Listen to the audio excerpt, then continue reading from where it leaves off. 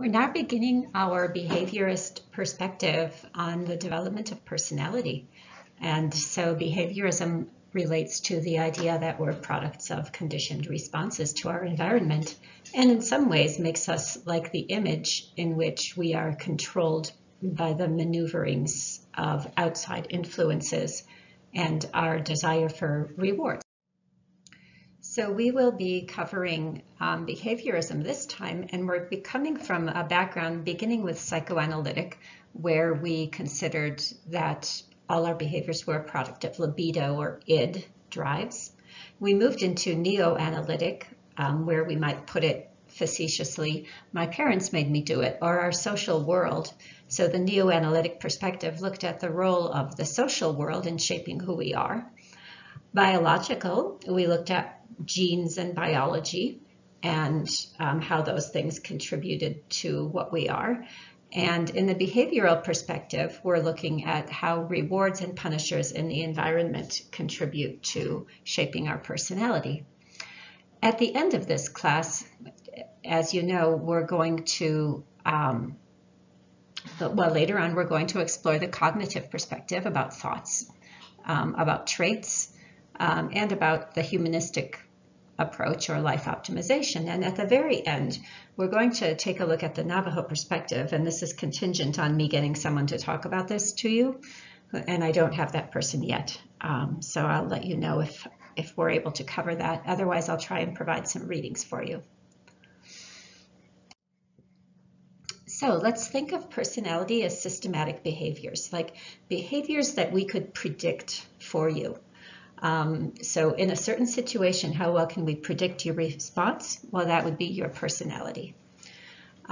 So some examples, we have maybe a dimension of responsibility that we tend to have, and that would be part of our personality. So if I have friends like this, if I ask them to do something, say watch my pets for a day, I have some friends that I know, well, they're about, the likelihood of them actually doing it if they say they will is about 50-50. So, and other people, if I ask anything, I know that it's going to get done and done well. So that's an aspect of personality. Responsibility, a systematic behavior. Self-control. Don't take what you want, don't take it. Wait, delayed gratification, treat others well, even if they're not your favorite person in the world. Aspects of self-control, another trait on which people vary. Or our ability to reduce negative emotions, like to work through things like jealousy, desire, frustration, or to have a tolerance for things that are less than perfect or less than optimal for us. So the question is, are we born knowing these things? And the big names in behaviorism are Pavlov, who worked with dogs, Watson, who worked in a variety of ways, and Skinner, who offers us in our next content operant conditioning. And so those are the big names to associate with this behaviorist perspective. So behaviorists suggest that we cannot, that the idea of mind doesn't exist. And the mind, say, being aware that the brain is giving a bad feedback loop or something like that, but the behaviorists reject that. They reject introspection, which is like a level of subjective exploration of one's motivations. And they say all behavior is in the end determined by contingencies. So that is, your response to something is contingent, or your getting of this reward or avoiding of this punishment is contingent on a certain behavior that you do. And they say that's what we are. We're just a continuum of contingencies that have been given to us in our worlds. And so the portrayal of humans in that is like we're smart rats running mazes in response to environmental cues. This is a nice field in some ways for Western psychology because it's really easy to study this. We can all set up a classical condition thing and condition someone to respond in a certain way to a certain stimulus. And you can do this in a lab because it doesn't depend on other features of the environment. But this does so this last bullet point, it disputes the notion of enduring dispositions. What we're talking about here is that the question of, is personality something that you have internally, intrinsic to you, that stays with you throughout your life? And if your entire personality is dependent on feedback from your environment, then there isn't any consistent being. Then we really all start out as exactly the same or very similar, and we can all be shaped with these contingencies in our environments. So if we think about our habits are the things we do often, which are those things that might be, in the end, might have begun because of rewards. Created to minimize anxiety, our habits minimize anxiety or negative experience, or else they maximize pleasure and positive experience. So think about the habits that you have. I'm drinking a cup of hot tea as I dictate these slides. That's a habit that I have. I would say I probably do it to maximize pleasure, positive experience. There's a feeling of comfort in the morning, like a gentling into the day when I have this tea. Other habits that I have are a sunset walk every day. It almost feels like an addiction to me. Another habit I have is I brush my teeth after every meal, and without exception. And again, it drives me crazy if I can't, like I carry a toothbrush with me. And I also have some habits that are less than optimal. I tend to stay up quite late, like when it gets dark, I begin to feel relaxed and want to do things that are more for me, and that gets me staying up very late. So that's another habit that I have. Instead of being mindful and doing good sleep hygiene, I push these other kinds of things on myself, and it interferes with my good sleep. Another habit that I have that is less than optimal is a tendency to withdraw or retreat from situations. Rather than walking into them or standing present in the face of conflict, I tend to withdraw, another habit that I have. So we'll think about how these habits are learned. And as you can already foresee, the behaviorist perspective suggests that these are learned because they were adaptive at some point in the past and therefore were rewarded, or their opposite was punished. So the two types of conditioning we'll talk about are classical conditioning, and the key difference is classical conditioning is learning what predicts an outcome. So we're not controlling it, we're just responding to cues in our environments. Oh, there's that lightning, thunder is going to be coming. There's that thunder, lightning is going to be coming soon. And operant conditioning is learning what produces an outcome. So these two words, predicts versus produced, is the key distinction between these. With operant conditioning, with classical conditioning, is just a reaction, probably stemming from an emotional space and a memory space. It's a reaction. And the operant conditioning is active. You can do something in order to produce an outcome. We'll think a bit about habits in the brain. We'll talk more about this in cognitive chapter coming up, but you probably all know that we have neural networks that, probably that our neurons are with us for all of our lives, from the time we're born until we die, and they continue to learn, and they learn by forming networks with other neurons, and these networks become our habits. So the more you repeat an action or a thought, or like a stimulus response pattern, like an emotion and then a cognition, another habit, then the more likely they are to fire again. The more likely that same pathway is to become active. And these pathways that become active, because we repeat them a lot, well, the more we repeat them, the more we're likely to repeat them because they get potentiated. It's easier for them to fire. And so our habits exist in our brain kind of hardwired, and that's why they can be so difficult to break. We can think about, like, let's say you do an activity one time, or you have an emotion and then respond with a cognition.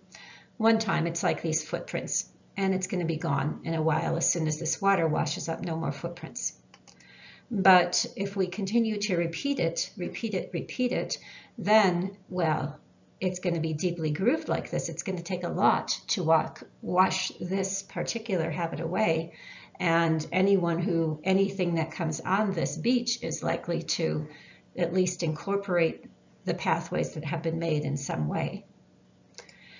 And of course, once it's really been repeated quite a long time, and especially if there's emotion linked to it, like habits that are learned with an emotional connection, it's going to be something like this road, and it's going to take a heck of a lot of water and erosive forces to get rid of this paved road.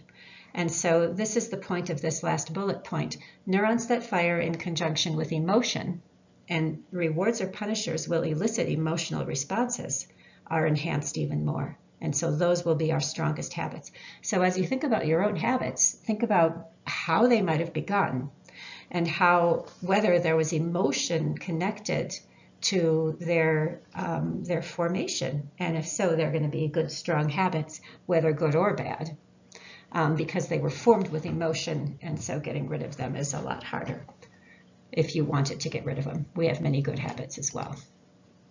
Might take some dynamite, might take some real upheaval in your life to get rid of those long formed habits or responses that were formed with emotion.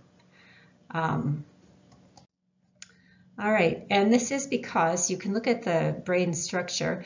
You can think of, in particular, make note of the proximity of the amygdala, which is the emotional center, to the hippocampus, which is the center of memory. And it doesn't mean memories are stored in here. It just means that this is the region that does the organizing in the brain and connects newly found memories up with existing pathways.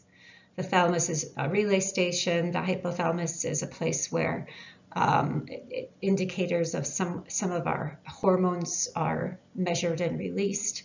So our olfactory bulb linked with our sense of smell. And so we can see how some of these proximity, in particular of the amygdala with the hippocampus, can promote really strong memories. And this inclusion of the olfactory bulb simply indicates to us that a lot of our emotion that we experience, our olfactory, our sense of smell, is fairly closely linked to those emotions, and it's really outside of our consciousness. So just an interesting trigger to be aware of. Smell might do that for you.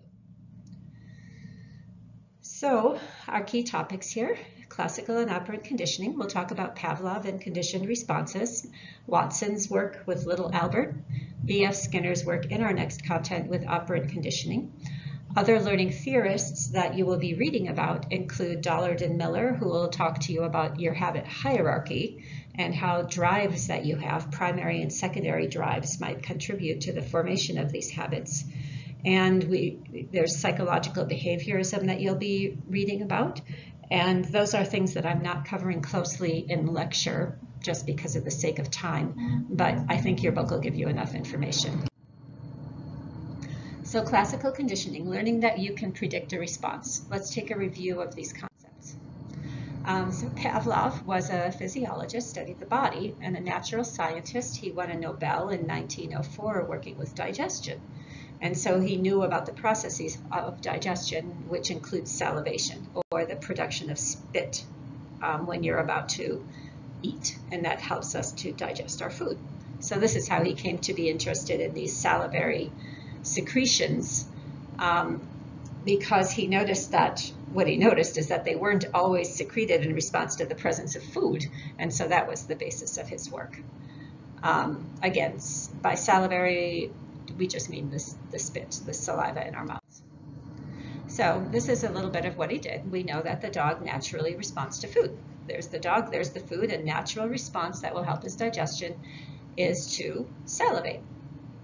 The saliva helps him to digest the food, so this is a natural thing. This is unconditioned. That's what that means. Conditioned is learned. He didn't learn this. This happened from the very time he was born and first started drinking milk or eating, is that his body needed to produce the necessary means of processing the food that he was taking in. So we call it an unconditioned stimulus, the food, and an unconditioned response, the saliva. Now imagine that the dog learns what predicts food. Every time the food is kept in a cupboard, let's put that scenario, and the cupboard has a squeak, and the dog learns every time he hears that squeak, there comes the food. And so there we have a new thing happening. The saliva happens not just in response to the food, but in response to the sound of this cupboard. The cupboard squeaks and the dog doesn't get the food, and the dog still salivates. So that is a conditioned stimulus, the squeaking of the cupboard door, and a conditioned response. This isn't natural. The dog didn't learn this the first time he or she ever ate food. And so that's the conditioned response. It's conditioned because it's learned. There's nothing implicitly beneficial to salivating when you hear the squeak of a cupboard. So what factors influence classical conditioning? Timing. So we're going to use these acronyms. So to remind yourself of what you are. When we see the C, S, we're talking about conditioned or learned responses. C is conditioned, the S is the stimulus. That's what prompt, and the CR is the response. So we're going to use these acronyms. So a couple things will influence it: the timing before, not at the same time, or after the unconditioned stimulus. So the conditioned stimulus has to precede or be very, very close in time, but just before to the unconditioned stimulus. I do have some slides on this coming up, I believe. And then informativeness. So does the conditioned stimulus uniquely predict the unconditioned stimulus, or does that conditioned stimulus happen all the time? Like there's lots of things stored in that squeaky cupboard, and sometimes it leads to food, but more often it doesn't. So in order for this to happen, the conditioned stimulus has to uniquely predict the unconditioned stimulus. And we'll talk about blocking, discrimination, and generalization in upcoming slides. So here we talk about timing. So here we have this phenomenon that we've already discovered. The dog has learned to respond to the squeak of the cupboard. So what happens if I moved it too soon, but what happens if we squeak the cupboard open, then there's a lapse of time, and then comes the food? Will the dog continue to salivate in response to the cupboard? And the answer is no, because at that point, there's been too much of a delay. If you think about the saliva being beneficial to digestion, it needs to be produced in a time that's proximal to the production, to the availability of food. And if there's a long time lapse, eventually that salivation will stop because it's not serving any function. Now let's imagine a new scenario. At the same time, so the dog has already learned to respond to the squeak of the cupboard. He salivates in response to the cupboard. Now, at the very same time, we're going to turn the light on. We're adding a light to this cupboard, and every time the light comes on, the cupboard will come on, will squeak. And then the food. Will the dog learn, the dog knows to respond to the cupboard, will the dog now learn also to respond to the light if the light is turned on without the cupboard? And yes, the dog will retain its learning of the cupboard squeak, but no, the dog will not respond to the light alone because the light hasn't provided any new information. So the existing, this is called blocking, the existing conditioned stimulus blocks the opportunity for the new conditioned stimulus, the light, to affect the salivation. So if there's already a conditioned stimulus in place, a new one that doesn't add anything new will not be learned. The sequence will make a difference.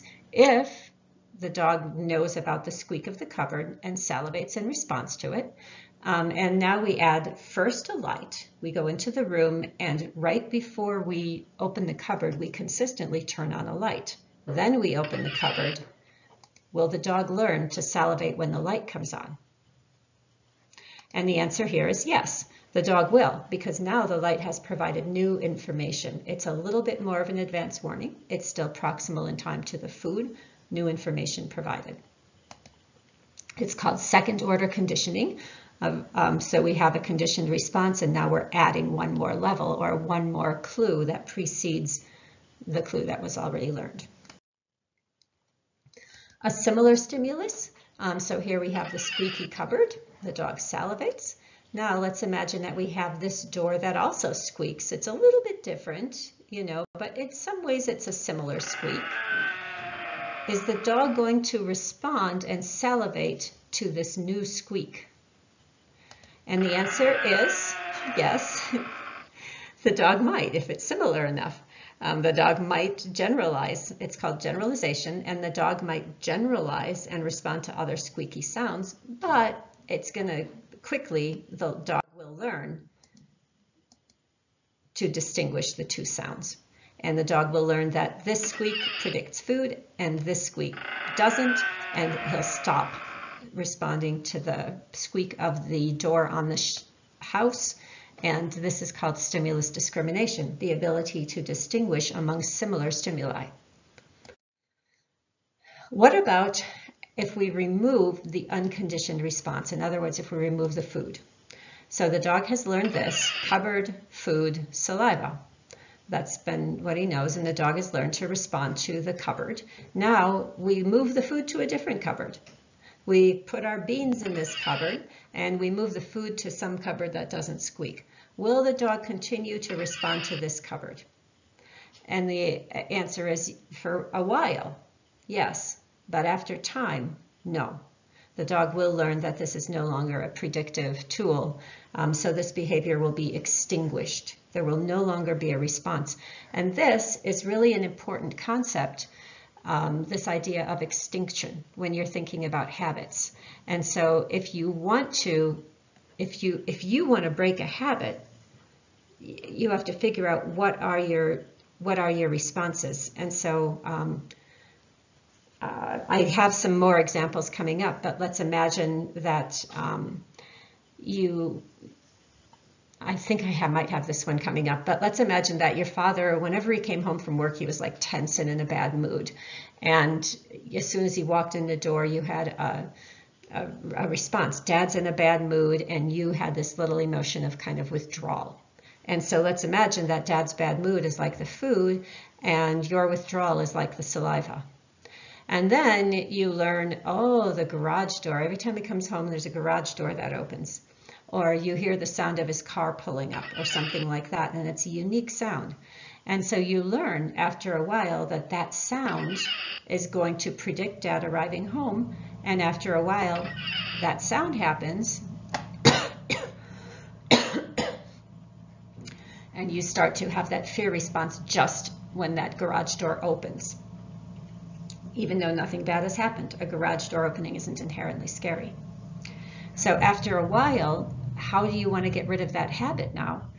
We'll go over this again later, but you have to have the garage door opening with nothing bad happening.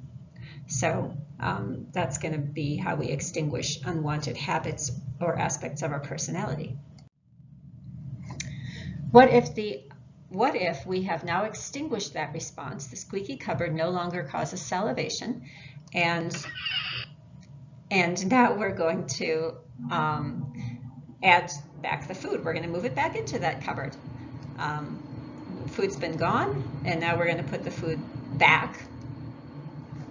And so is the dog going to continue to respond? Is the dog going to learn again? And absolutely, there will be spontaneous recovery, and he'll learn much more quickly the second time than the first time, because he one time had already learned that the squeak predicted food. And again, the dog will learn to respond to the cupboard alone. So I have this video up for you. I cannot put videos into this recording, so you can go ahead and watch that. It's a really nice example. Don't forget to watch it. And this is a little bit about how this acquisition, extinction, and spontaneous recovery occurs. So acquisition refers to acquiring a learned response. And in order to acquire a learned response, you have to combine the conditioned stimulus with the unconditioned stimulus consistently. And so the first time you open the cupboard door, there's going to be no particular notable saliva, just the normal saliva in the dog's mouth. The second time you open the cupboard door and produce the food, the dog might start to salivate. The third time, a little bit more saliva. About the fourth time, we begin to have a lot of saliva produced in response to the cupboard. And so these are all referring to the trials on the bottom. So you could see it took about 4 times for the dog to develop a strong response to the conditioned stimulus. Then, how long does it take to extinguish the stimulus? Extinguish the conditioned response? Well, we have to have the conditioned stimulus alone, the cupboard door squeaking alone without the food. And you can see we go from 16, we have a pretty quick extinction, like the dog already on the second time is having a little less saliva, and by the third, fourth time, less and less. But it takes, these 6 different times or more to get back to this low level. Then we're letting some time pass, and then all of a sudden, one time, so what we mean in this time interval is we don't open that cupboard at all. There's no squeaky cupboard opening. And now, all of a sudden, there's that squeaky cupboard again for the first time, after a little bit of time has passed, and we have right away that dog salivates like he used to. That old habit is still present a little bit there. There's still a residual pathway in his brain, and so he salivates because there's still a pathway there, but he loses, or that response is extinguished fairly quickly. So conditioning is just unconditioned, just means naturally occurring. No one needs to teach another person's mouth to produce saliva when it sees a lemon. No one needs to teach a person to startle or jump when a loud noise happens right next to them.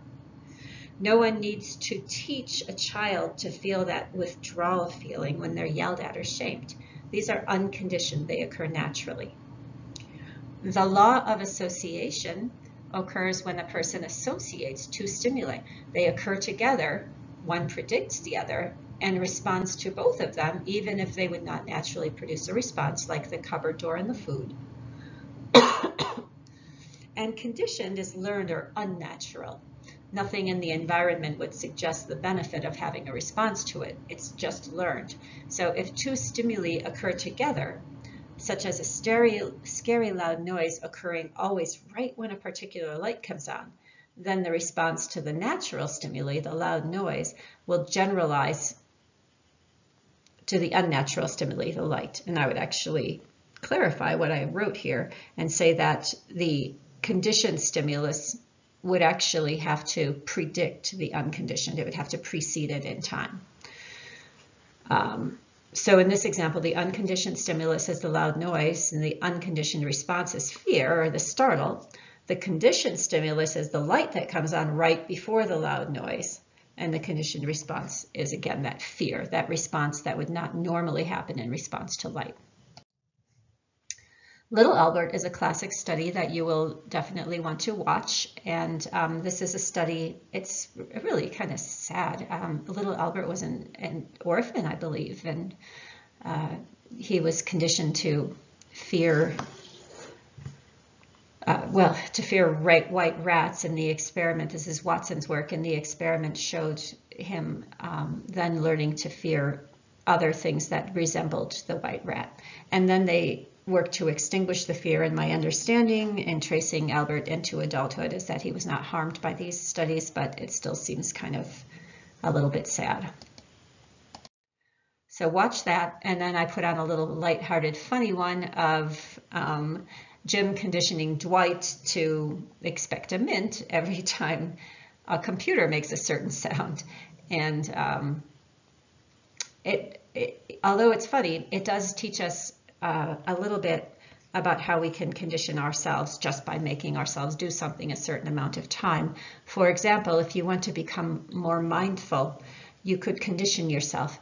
Every time you walk through a doorway, you pause and center on your breath for just a short time.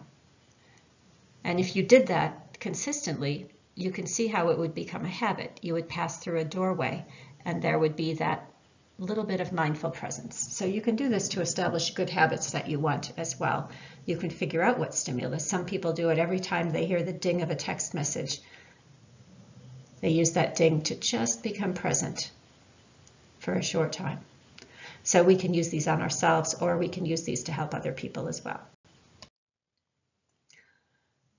So I have some examples here, and every time John's mother came home from work, she yelled at him for something. The house not cleaned, or homework, or something. Every time she comes home from work, this is her mood. John began to experience anxiety every time he heard the house door open. What is the conditioned, unconditioned stimuli? What are the unconditioned and conditioned response? And in this case, being yelled at is bringing about anxiety. That's the unconditioned stimulus response connection. The conditioned stimulus response is the anxiety that he experiences whenever he hears the door open.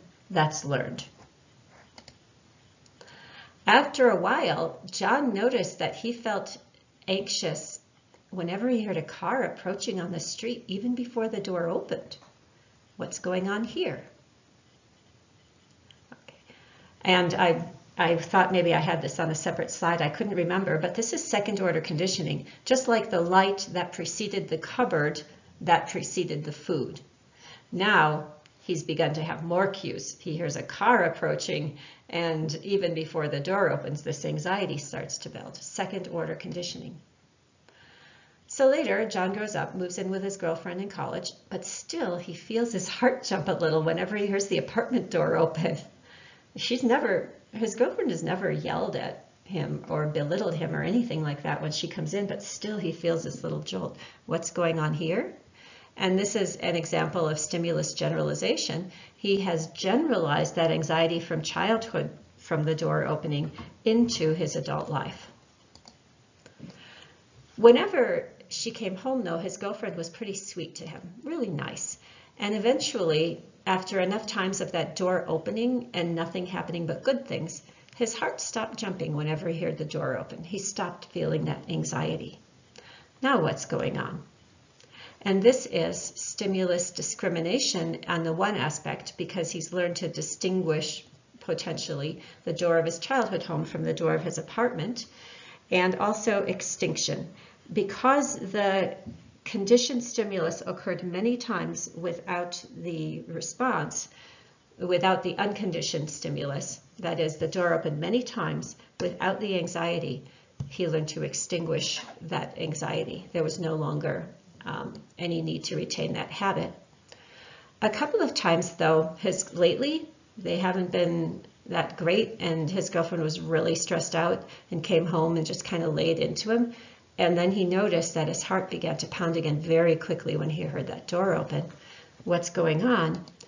And we would say this is spontaneous recovery of that old anxiety that he had as a child.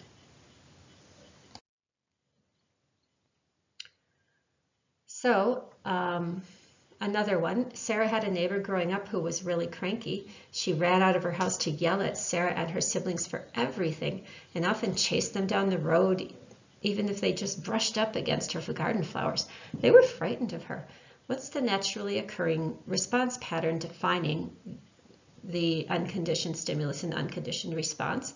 And the unconditioned stimulus is the scary neighbor yelling, and the natural or unconditioned response is this fear when being yelled at or chased. This neighbor, the cranky one, always wore these clicky, loud, high-heel shoes, even when she's chasing them with a broom. The children soon began to associate the sound of high heels with being yelled at, and got anxious and withdrew whenever they heard high heels, even if it wasn't anywhere near the neighbor's house. What is the learned pattern? And the conditioned stimulus and conditioned response would be the reaction to the high heels, which aren't inherently a frightening thing, with the reaction being this fear and anxiety and withdrawal. Later, when Sarah got her job, her boss also wore high heels that clicked. Sarah found that her heart jumped a little whenever she heard them clicking on the floor. What's going on here? And we have stimulus generalization. Her boss was just excellent, kind, generous, smiling, gentle. Eventually, her heart stopped jumping whenever she heard the high heels. What's going on here?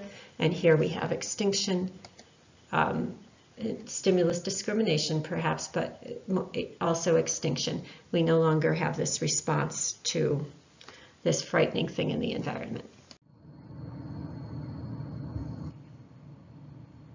So in this example, these animal studies are always a little troubling to me. I don't like to think about them too much, but because they're at the foundation of our Western psychology, we need to at least know about them.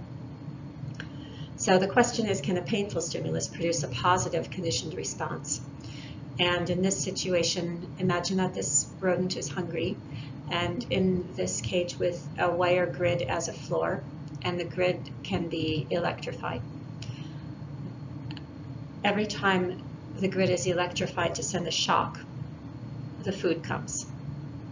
And so in this situation, this mouse will learn to respond favorably to this electrical grid that predicts food, meaning that the mouse is going to salivate and have reward hormones flushing through its body even though the shock is painful. And we might have parallel examples in, let's say, a child who doesn't have adequate affection. His mom is struggling and maybe has a problem with drugs or substance or something like that. And when she abuses substance, she tends to yell at him really harshly and then feel bad about that and really embrace him and cuddle him for a long time. Could the child learn to develop, if this happens consistently enough, could the child learn to develop a favorable response to this being yelled at because it predicts this deep affection? And the answer is most certainly, most certainly. If this is a consistent pattern, then the child will indeed learn to predict this good outcome after the painful experience. And this may come into adult life, where maybe this child will get into relationships where he likes to have or engages in volatile fights with his partner because of anticipating this deep affection that might emerge afterwards. That's how it would be a personality factor. We can also have neuroticism. Neuroticism is a tendency to worry, and it's a classic personality trait, and this can be a learned behavior. So Pavlov taught his rats to distinguish a bright light from a dim light. So like there's a bright light, the rats are given food. If the dim light comes on, the rats are given a shock. So the bright light predicts something good, the dim light predicts something bad. Now what happens if we merge those lights so that the rat cannot tell whether it's a bright light or a dim light? It's in between. The rat doesn't know whether to expect a shock or food. This is the condition in which neuroticism can emerge as a learned behavior, or a tendency to worry and be anxious and to freeze in place, to not be able to move in any direction because of worry.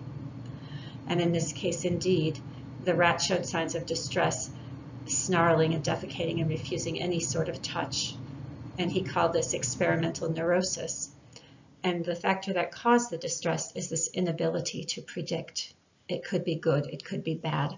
And here again, we can liken this to humans thinking about a volatile parent who sometimes comes home and is just fine, and other times has been drinking and comes home and is kind of violent or unpleasant. And in that situation, the child, when the parent comes home, doesn't know what to predict and might be sort of frozen or hiding and has no way when that door opens to know what's going to walk in the door. Some people who are partners with individuals who have borderline personality disorder, that's also a condition in which their emotions tend to fluctuate widely and to great extremes. They might experience this sort of thing too if the partner is very difficult to predict. This kind of neurosis and stress can occur. And Pavlov did these studies with dogs too, and I've shared that video with you on our site. So the experimental neurosis, the pairing is the bright light with food. We've learned this response, the dim light with shock, the conditioned stimulus, and the conditioned response. What predicted the neurosis is that uncertainty, and here is the example I just gave you. The sober mom, cuddle and food. The drunk mom, abrupt, violent behavior. And so when the mom is sober, there's this nice salivation and relaxation. If there's the smell of booze, we avoid mom. And now mom drinks vodka and wears perfume, and the infant can't tell if mom's been drinking or not.